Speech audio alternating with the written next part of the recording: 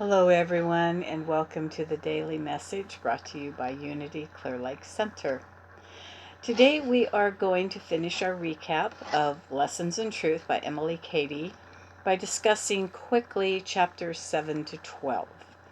In chapter 7, Emily Cady writes about personality and individuality. She writes that personality applies to the human part of you, the human, the personal, the external, and that individuality is the term used to represent the real person, the spiritual part of yourself. One's individuality is that part of each of us that never changes. It is the God self. It is that which distinguishes one person from the other. The more a person brings forth the God aspects of wisdom, intelligence, love, and power, the greater their individuality comes forth. Charles Fillmore wrote that individuality is our true self, that which is undivided from God. It's our spiritual identity, that which characterizes one as a distinct entity or particular manifestation of divine principle. Individuality is eternal and can never be destroyed. Personality, he writes, on the other hand, is the sum total of the characteristics that a person has personalized as distinct of them, their self, independent of others. He writes that individuality is the real, personality is the unreal, the mortal, the part of us that we choose to express to the world prior to our allowing our Christed self to show forth.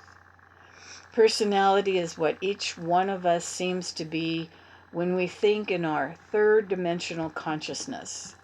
Individuality is what we really are when we think in our unlimited spiritual consciousness. As the true Christ self emerges, personality decreases. The real self, the individuality, begins to express. In chapter 8, Cady writes about spiritual understanding. Proverbs chapter 3 has a poem that ends, "With all you're getting, get understanding." The understanding the prophets were speaking of is a spiritual rebirth, what Emily Cady calls a revelation of God within the heart of man. This revelation of truth to the consciousness of a person is spiritual understanding. All the teachings of Jesus were for the purpose of leading men into this consciousness of their oneness with the Father. Spiritual understanding or realization of the presence of God within us is, as Peter said, the gift of God. It comes to anyone who truly desires it and spends that time in communion with God. It does not matter who you are, where you come from, or anything on the outer. Jeremiah 29:13 states, "And you shall seek me and find me when you shall search for me with all your heart." Chapter 9 talks about the secret place of the Most High. Cady writes, "It is a place of meeting between the Christ at the center of your being and your consciousness, a hidden place which no outside person can either induct you or enter himself. Until there is a definite inner revealing of the reality of the indwelling Christ, through whom and by whom come life, health, peace, power, all things, you have not yet found," as she writes, "the friendship of Jehovah." The secret place of the Most High, where each one of us may dwell and be safe from all harm or fear, is the point of mystical union between man and spirit, or God in us, wherein we no longer believe but know that God in Christ abides always at the center of our being as our perfect health, deliverance, prosperity, power, ready to come forth into manifestation at any moment we claim it. We know it, we feel our oneness with the Father, and we manifest from this oneness.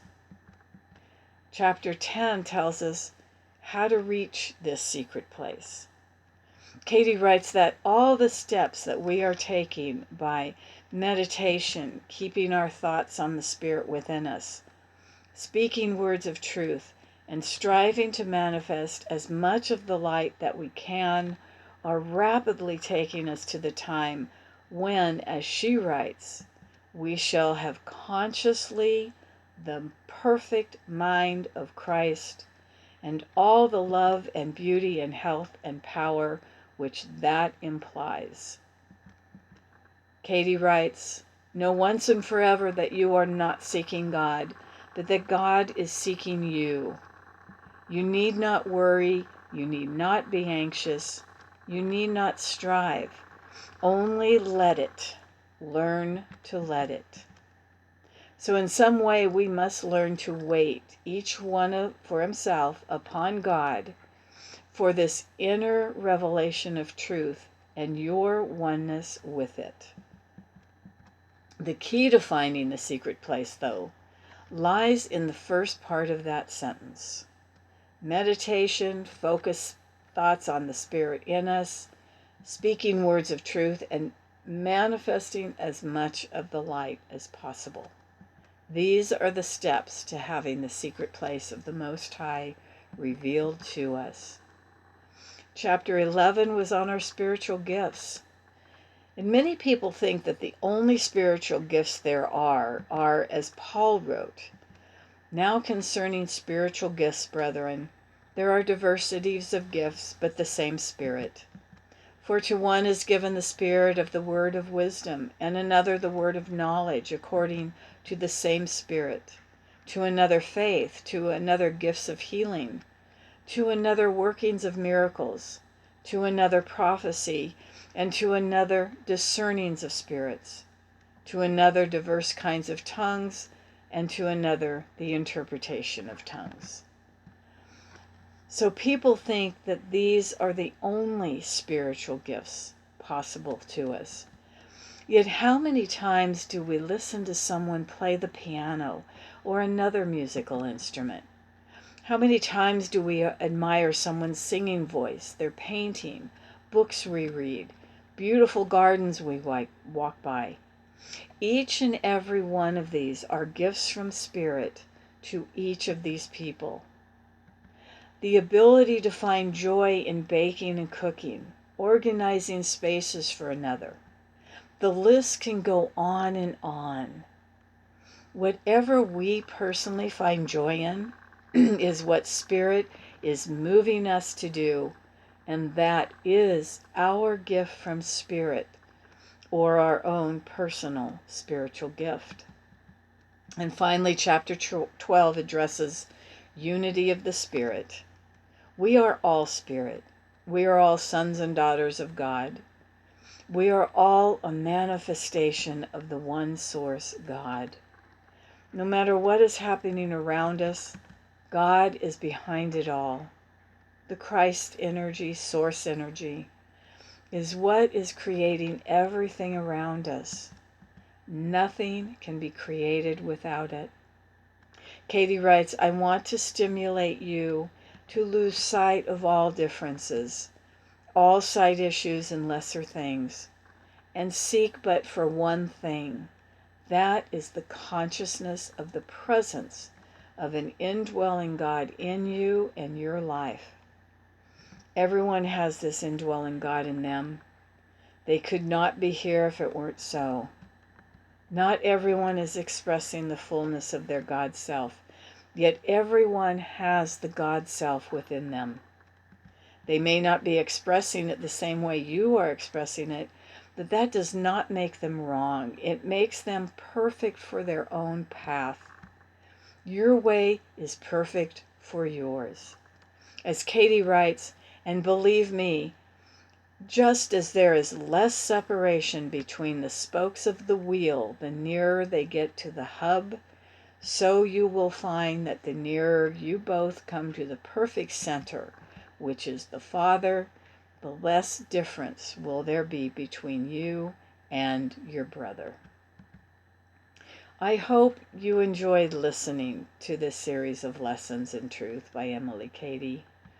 It's the very basic and first book that Unity suggests one reads to really begin to understand Unity principles. So I hope that my bringing this to you has inspired you even deeper to seek that which is inside of you, the one and only present loving God. Much love, everyone. We love you, we bless you, we appreciate you, and we behold the Christ in you. Until tomorrow, God bless.